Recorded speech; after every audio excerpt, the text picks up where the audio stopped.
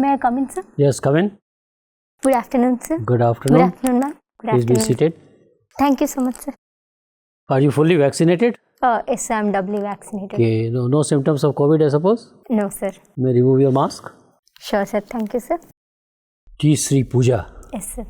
Please introduce yourself to the board, highlighting your educational qualification and work experience, if any. I am Sri Pooja Tirumani. I am from Andhra Pradesh. I have been born and brought up in Kadapa district of Andhra Pradesh. I have done my bachelor's of electronics, bachelor's of technology in electronics and communication engineering from NIT Karnataka. And I haven't worked professionally, but I have been teaching as a hobby all my lifetime. I have remembered. Should I call you Pooja? Yes, sir. Pooja, you tell me, you are an engineering graduate. You passed out from National Institute of Technology. Why did you not pursue a career in your own core area of education? Civil services has been my aspiration as from my childhood, because I have seen growing up my father, sir. I have seen his service and I wanted to pursue the same path.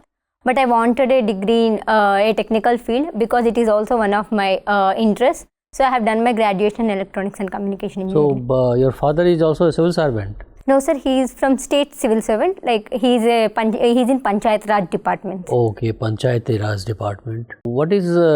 Why are you so passionate about joining the civil services? What are the strengths of the civil services in our country?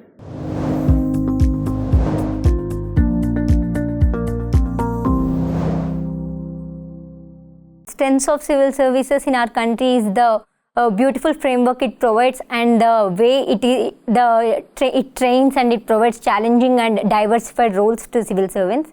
And civil servants can make unique and innovative decisions which can actually make changes in the real field in real time. And third thing is they can make the public service delivery and they can make the service delivery very effective.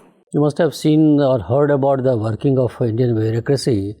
What is one thing you want to change in the Indian bureaucracy? Indian bureaucracy has different kinds of problems. One thing which necessarily needs to be changed is the adaptiveness and dynamic nature in the civil services and bureaucracy, where it needs to be constantly trained, constantly changed according to new circumstances and new challenges of the changing times. So, how you go about it?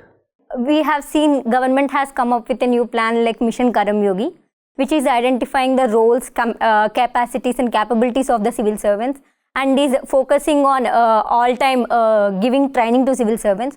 So, I believe it is a first step, and more such innovatives like training civil servants in specific fields, in challenging fields like cyber intelligence. These kind of efforts can make the civil services more dynamic. Pooja, you are from Andhra Pradesh. Andhra Pradesh is branded as a sunrise state. So why this branding Andhra Pradesh as a sunrise state? What are the features of this sunrise state? Andhra Pradesh is known for its good agricultural productions, and it is also known as the food bowl of the India because of its great fertile lands. And one more opportunity Andhra Pradesh is having is it is newly developing and it is getting its development in all fields. So it is shown as a state which is having a huge scope for improvement. So it's also rolling out the carpet for big ticket projects. So how it is rolling the carpet? What way? Andhra Pradesh is inviting many international and multinational projects into the state. As the opportunity being given to develop state from current stage. So it is using this for inviting industries into solar, into automobile, into manufacturing, and also it is focusing on sectors like logistics. By improving this kind of sectors and making it an integrated development, it is inviting many industries. The state has also developed a unique system of land pooling. Are you aware of this? Yes, sir. What is the concept of land pooling in Andhra Pradesh? Andhra Pradesh has tried land pooling in the process of capital development, where it has acquired land from the farmers, but it also hasn't deprived them of their rights. It has made them retain their rights and also made a plan to give them back revenues out of the capital development, sir. The state is also power surplus. How it has achieved? Pardon, sir, I couldn't hear that. The state of Andhra Pradesh is also power surplus. Surplus in power. How it has achieved? I'm sorry, sir, I'm not aware of it. There's a project called Fiber Grid Project. Any idea about that? Yes, sir. Andhra Pradesh has been trying a lot in making FiberNet accessible to Gram Panchayat levels, and it is called as AP FiberNet, and it is widespread over all the villages. Currently, I am staying not in a municipality and village, and we also use AP FiberNet, sir. The concept of UP government is visible governance and invisible government. What do you mean by this? Visible governance is the effects of the governance and the effects of public service delivery should be visible to the people. And invisible government means the process, the cumbersome approvals and the requirements to visit offices and officers should be invisible. Okay, thank you. Thank you, sir. Pooja, tell me something about your name. My name has 3 words, Tirumani Sri Pooja. In Andhra Pradesh, we put surname in the first, so it is Tirumani. Tirumani has origins in Tamil, which means Shriman or a respectful word addressing. And Shri is a word representing auspiciousness. Hence, my name is given Shri as a prefix. And Puja is a word for worship. Okay, and in Tirumani, what is the meaning of Tiru, word Tiru? Tiru is good and benevolent type, sir. Okay, so what is Tirukkural? No, sir, I am not aware You of don't the have the idea. Can you differentiate between Sangam of South India and Sangam of North India? Sangam of South India is representing the literature which has flourished in various phases in Chola and Chera and Pandya. And I am not aware of Sangam of North India. I'll look into it, sir. Okay, you'll look into that. So you are aware of Sangam literature? Yes, sir. And you don't know anything about Tirukkural. That is one of the literature associated with. Yes, sir. Now you can recollect? Tirukkural, it represents grammar, I guess. I couldn't recall currently, sir. That is Tolkappiyam. I'm sorry, sir. I'll look into it, sir. No problem. Have you heard of Silpadikaram or Manimekalai? Yes, sir. Silpadikaram and Manimekalai, I have heard. These are 2 of the 3 epics of the Tamil literature, sir. And besides these 2 Tamil epics, you do have any other epics in Indian history? Indian history also has epics like Ramayana and Mahabharata, sir. Yes, sir. Those are the only 2 I can recall currently, sir. Okay. And what is the difference between sociology and anthropology? Sociology is identifying various aspects of society, and it is mostly synchronic, sir.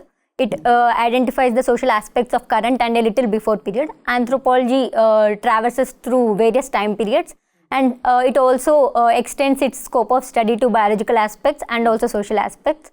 So anthropology has depths in varied fields. Okay. Pooja, do you have any idea about Radcliffe Brown's study of kinship? Yes, sir. Radcliffe Brown has studied in kinship in Andaman Islands, and he has identified various reasons for kinship terminology and kinship. Yes, sir. I cannot recall more about his studies in kinship, sir. What is the difference between taboo and totem? Taboo is something prohibited in a culture, and it is considered as it brings upon evil into the culture if it practices. It is usually considered with practices like incest. While totem is something sacred, and it is usually it is also prohibited that because of its divine nature, and it is usually considered revered and it is set apart, sir. Pooja, have you heard of Janjatiya Gaurav Divas? No, sir, I haven't heard of it, sir. Okay, you have not heard. But on 15th of November, it is being celebrated. Do you have any idea about that?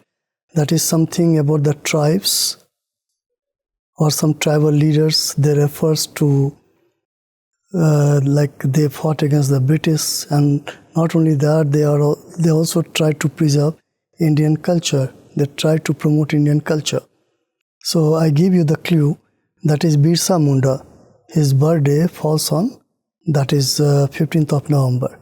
Okay, so Government of India has started or initiated this. Do you have any idea about Birsa Munda?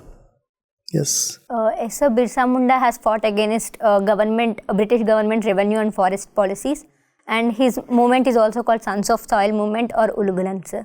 And what about Alluri Sitaram Raju? Alluri Sitaram Raju also has been part of similar struggle against British, sir. And he is in the northern Andhra Pradesh and from the Manyam region, sir. He has fought along with tribals in the Andhra Pradesh, sir. What was the movement initiated by him? Savera movement, I recall, sir. I cannot say correctly. Or sir. it was Rampa Yes, I'm sorry, sir. It's Rampa Chodavaram movement, sir. Rampa Chodavaram. Okay, no problem. Do you have any idea about Sidhu and Kanhu? Sidhu and Kanhu? Yes, sir. These are also part of the rebellions, and I cannot recall which rebellion was it, sir. Okay, no problem. Your extracurricular activities, that is teaching, you teach. At what level? I have been interested in teaching as far as I know, sir. Have you followed any methodology while teaching? Methodology? Yes. My methodology of teaching is usually varies based on the age group, sir. So when I go to primary schools, I basically try to address basic numeracy and literacy. But my main scope has been 6th to 10th class, sir. I include experimentation and I encourage them to learn their own by making various projects kind of things, sir. So Pooja, the new education policy has also highlighted some methodologies for from class 6 to class 12. Do you have any idea? Yes, sir. New education policy has also emphasized on demonstrative learning for 6th to 12th. And they also emphasized on vocational education from beyond 8th. So I believe that from 6th to 12th, this kind of education can help impart skills better, sir. Okay. And what about the language formula in new education policy? New education policy has made it required that up to 5th class it is compulsory for them to be taught in mother tongue. And no other language should be imposed on the student unless it is a student's will, sir. Okay, last question from my side. Do you think that Hindi should be our national language? Hindi should be implemented everywhere in all across India, and everybody should speak Hindi. What is your reaction to this? I am in favor of multilingualism, sir. I like when people are familiar with multiple languages. But implementation as imposition wouldn't be correct, sir. It should be come from the bottom to top level. If a state or if a school is voluntary to learn multiple languages, may it be Hindi or any other language, it should be encouraged. Do you know Hindi? Yes, sir. I know Hindi, sir. We had 3 languages in school and I have learned Hindi. एक line बोलो हिंदी में, conclude करो. इसीलिए मुझे लगता है कि बहुत लैंग्वेजेस सीखना जरूरी है कि कोई भी आदमी भारत जैसा देश में अच्छा जी सकते. Okay, thank you, Pooja Sri Tirumani. Thank you, sir. Pooja, your optional is anthro. Yes, sir. Right? How your knowledge of linguistic anthropology could be useful to influence your subordinate after being into the service? May I take few seconds, sir? In linguistic anthropology, we learn various kinds of languages will be used, like the languages and the terminology used between the departments and between the classes of the population vary. So I would be, wherever I get into the administration, I would be learning the local slangs or local emotional or local important aspects of the language, and I try to use them to create good motivations in the services. And second thing is, most of the languages exclude female sections or exclude certain sections of the population. So I would be making language more inclusive to make it ideologically imparted that all sections to be included. Very good. Tell me some constitutional provision regarding women. Constitutionally, we have given fundamental rights like 14, 15 and 16 where we provide equality, and 15 we have been giving positive discrimination to women in various cases, and also in the public employment. And apart from this, in the local bodies, we have been giving 33% reservation for women as mandatory, which has been extended to 50% by more than 20 states. And yes, sir, these are what I can recall. So, skill development is more important or reservation? What is your take? At the current stage of India, both are equally relevant. But I would believe in coming days, reservation should take a lesser space out of the economy, and skill development should pick a bigger pace. Okay. It is said that maximum governance and minimum government, and this is the seminal statement of the government of India nowadays. What it means exactly? Maximum governance, we should improve the services to the public, and we should improve the availability and accessibility of the services. While minimum government should be lesser laws, lesser officers and lesser judicial litigations involved with the provisions. So by making the government less visible and less obstructing to the public and more facilitating to the public will achieve maximum governance. Okay. Why we are proceeding for the downsizing of the government or rolling back of the state, or you can say the right sizing of the government for better governance? First thing I can think of for downsizing of the government is downsizing the legal or frivolous laws. Like we have recently drawn back more than 1800 laws. So this kind of frivolous laws, by reducing it, we can improve governance.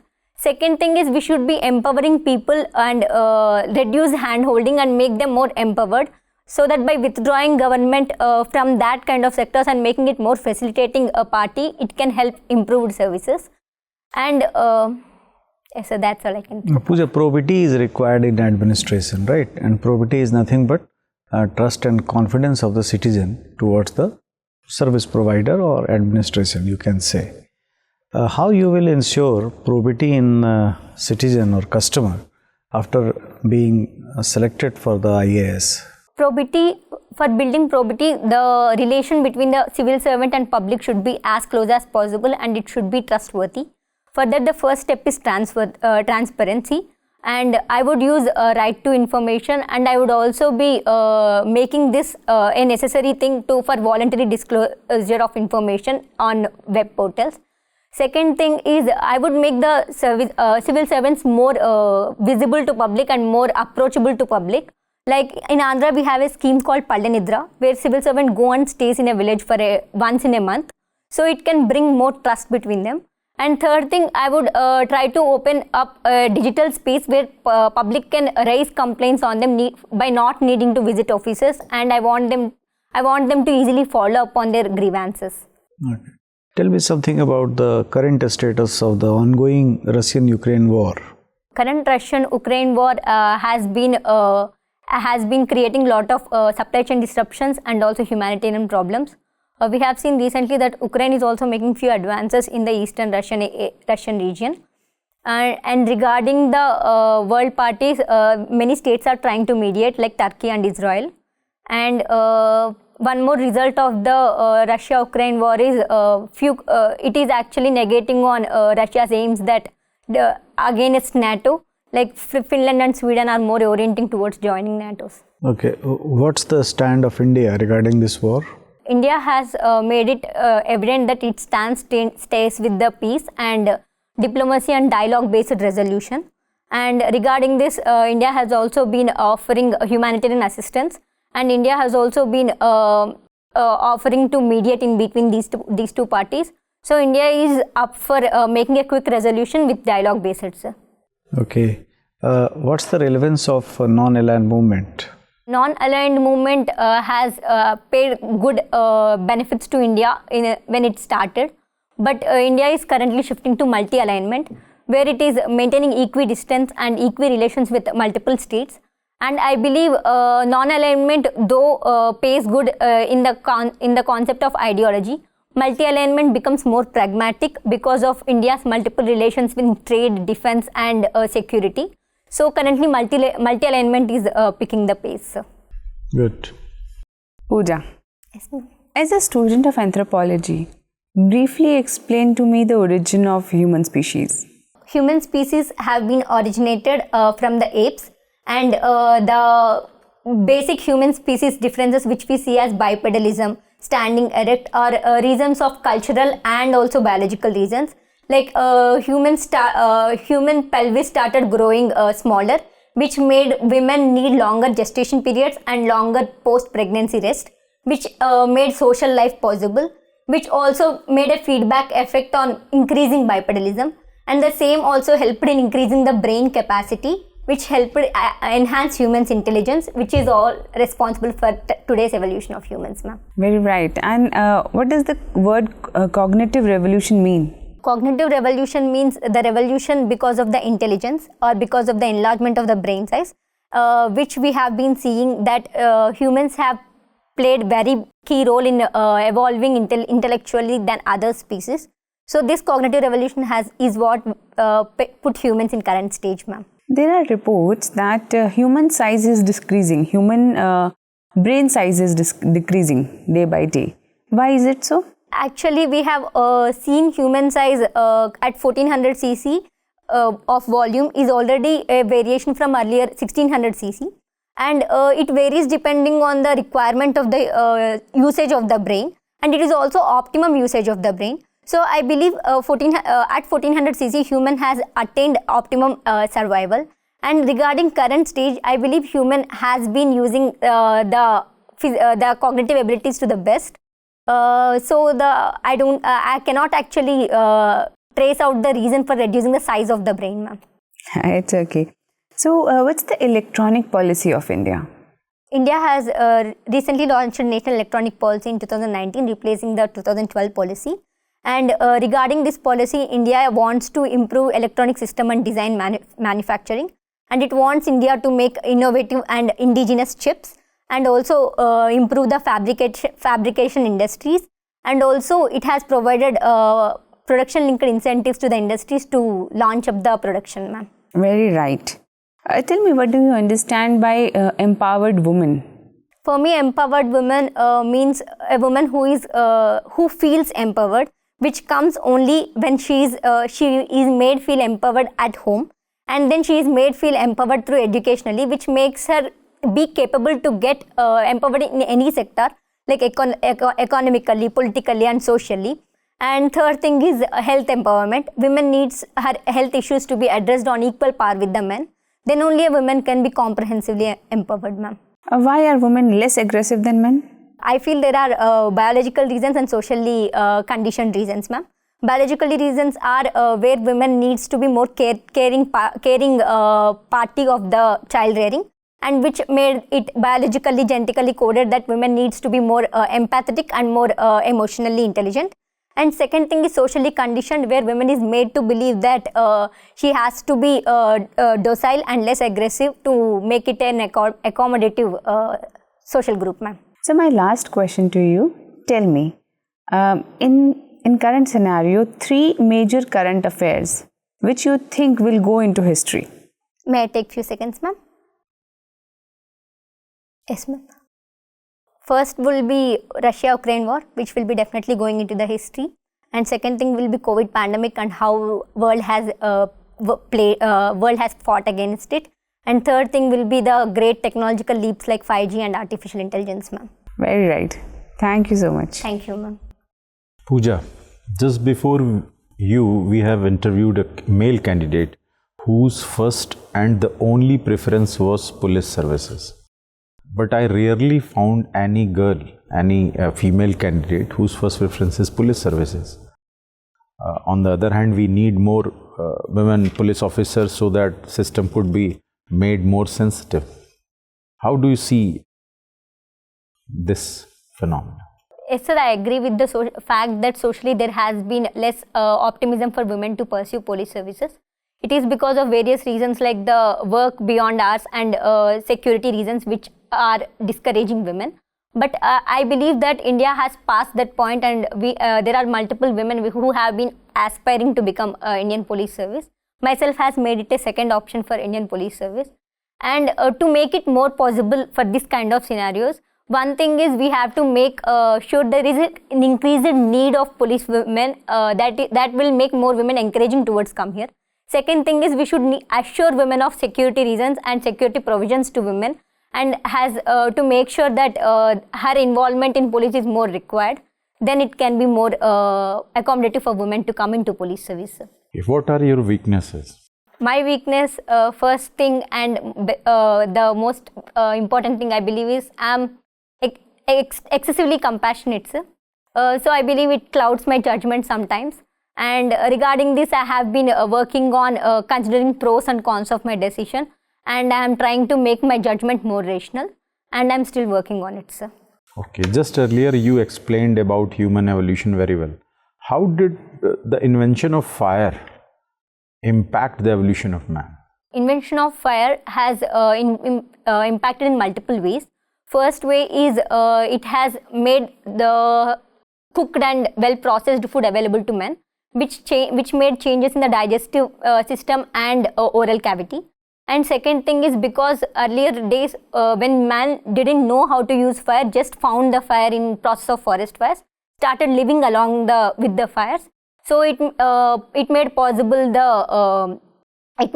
social arrangement of the men.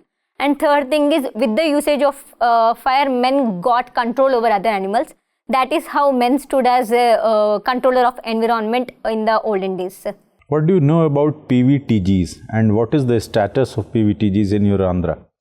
PVTGs are particularly vulnerable tribal groups, and in Andhra we have PVTGs like Chanchus, Yanadis and Erukulas, and status of PVTGs are actually have been improving because most of the PVTGs are concentrated in northern Andhra part, which was earlier occupied with Maoist affected area.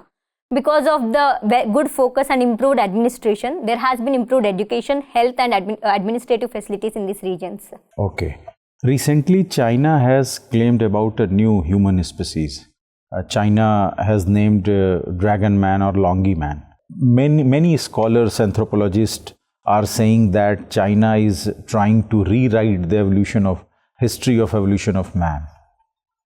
Have you any idea about this? Currently, I am not able to recall the details. I am sorry, sir.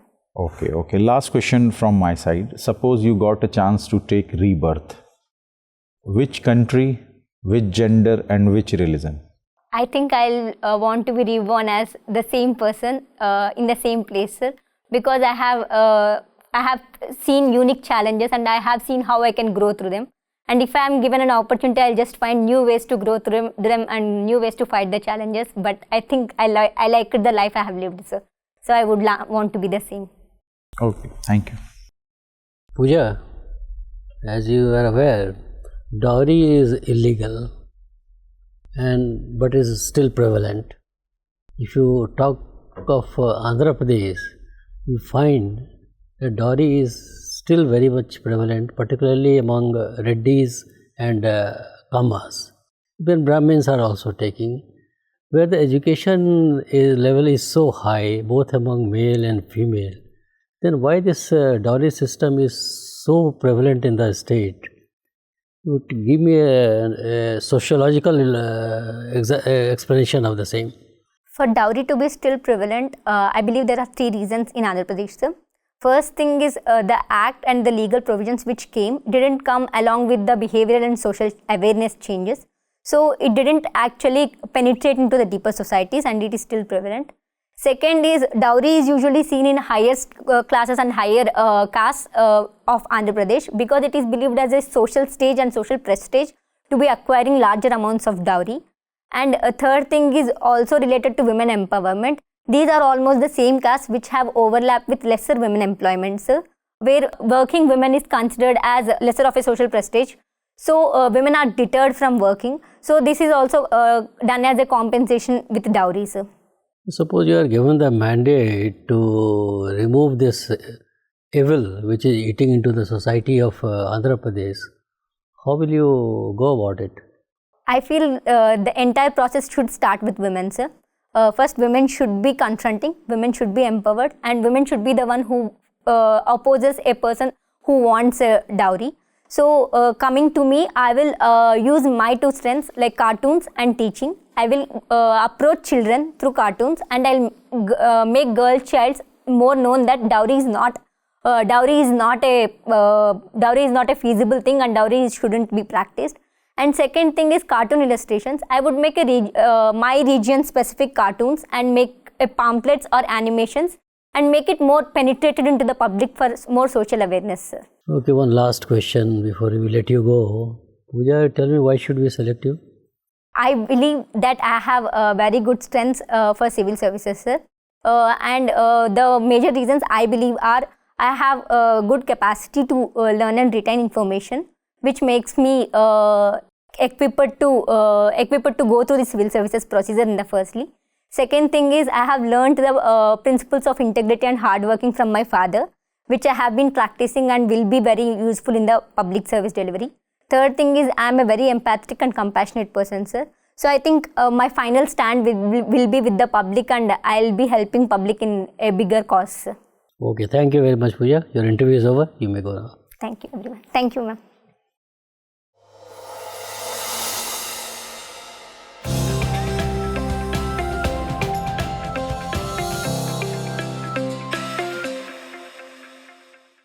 Sit, Pooja. Thank you, sir. This is going to be your first interview at the UPSC. Second interview, sir. Second interview. Last time it was last year itself. Yes, sir. Last year itself, sir. Okay. How much did you get? 168, sir. 160. Why such a low marks? The interview actually didn't go personal, sir. It was very factual, and I couldn't display much of opinion or personality, sir. Okay. Okay. So you want to say that as because the interview was very much factual, so you couldn't reply to all the questions. I felt the same when I walked out, sir. Anyway, so takeaway from that is that on factual things you have to be very fully prepared, isn't it? Because we asked you some factual questions, of course, but Yes, not all factual questions, some opinion-based questions and some other questions just to test your mental grit, your balance of judgment, isn't it? Yes, sir. So based on all parameters, you are an excellent candidate. I still wonder how could you get such a low marks of 160. You are capable of getting anything in the range of 185 to 200 also, because you are a very honest girl, a person of integrity, with honesty of purpose, and a very positive personality. So a youthful look. So all these are good qualities. And then when you discuss something, then your opinions are firm. I mean, you believe in conviction. So you spoke with conviction. So that is very important. So civil services interview test is this test of personality is not a quiz competition or is a question answer session. It's basically an interaction to judge your personality. So what type of person you are, whether you enter into the area of guesswork, whether you lie or whether you speak truth, whether you are honest, or whether you can think of differently, having unique ideas, constructive thoughts, out of the box thinking. Those parameters, if we are pushed under the against the wall, how do you react? Whether you buckle under pressure or you hold on to your own. These are the qualities which are seen. Based on those parameters, you came out wonderfully on all those parameters. You have a natural instinct, a natural flair to speak fast, isn't it? That's very intrinsic to you.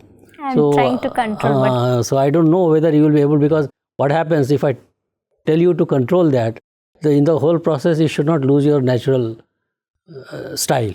That is the only flip side of it. Without losing your originality, your natural style, if you are able to slightly tone it down, then it will, because you are a wonderful speaker, your excellent communication skill. Only thing is that flair with you to speak slightly fast. So try to curb if you could. That is the only thing. And otherwise on facts and your opinion based things, wonderful. A person of your age, whatever you said is really very good, very appealing, and you should be able to impress the board with your qualities of head and heart. Sangam, North Indian Sangam, of course, if South India is okay, but North India is also India only, isn't Definitely, it? So try to get some factual inputs of North India also. And anything else you want to ask? Otherwise, we didn't find any fault in your interview at any stage, except for your style of delivery. Style is good, the pace of delivery, so to say. You stayed energetic, you kept on smiling, radiance on your face. These are good qualities, and you showed your confidence also. So these are very good qualities of a civil servant. one question I have, sir, on the question of why should we select you? Should I be talking about competencies or should I be just talking about personal traits? Personal traits. Personal traits. It has to be, it's a personal question. Why Okay. should I? So it's always to be, the way you spoke was wonderful. This is how you should. Then regarding your sense of dressing and all, will you be going with this saree only? No, sir, I felt I think my colleague will tell you something on this. I think you should change your sari. Actually, I too felt it's little heavy to carry, ma'am. I don't know what is your opinion. It's a little bit too bright a color. So if you go for some subtle color, it will be more suitable to your personality. Definitely, ma'am. I have a backup. I'll You try are going in that. sari, na? You are not going in other dress. I'm going in sari. Sari only. And sari suits you very well. So go for a simple blouse and a simple sari. Definitely, ma'am. Thank you so much. And what about your ring, which you are wearing? A question may be asked whether you are a fatalist, whether you believe in fate. Or are you married? Something of that side. It is actually accessory, sir. I'm actually planning to remove it. I think it's better. Unless you can defend your position whether you are fatalist or not and go into that area of debate. Otherwise, safer to get rid of this, at least for the purpose of interview. Definitely. Okay. Otherwise, all good with you. I think you should do well this time. You should. I don't know how you have done in your anthro paper. If you have done well compared to last year, how was your performance? I have done too good. My last year optional was bad, sir. I got 212 only. Because it was my first attempt, I didn't get time to read.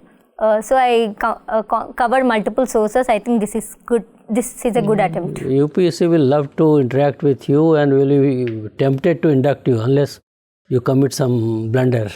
So you are almost there. This is what I can tell you.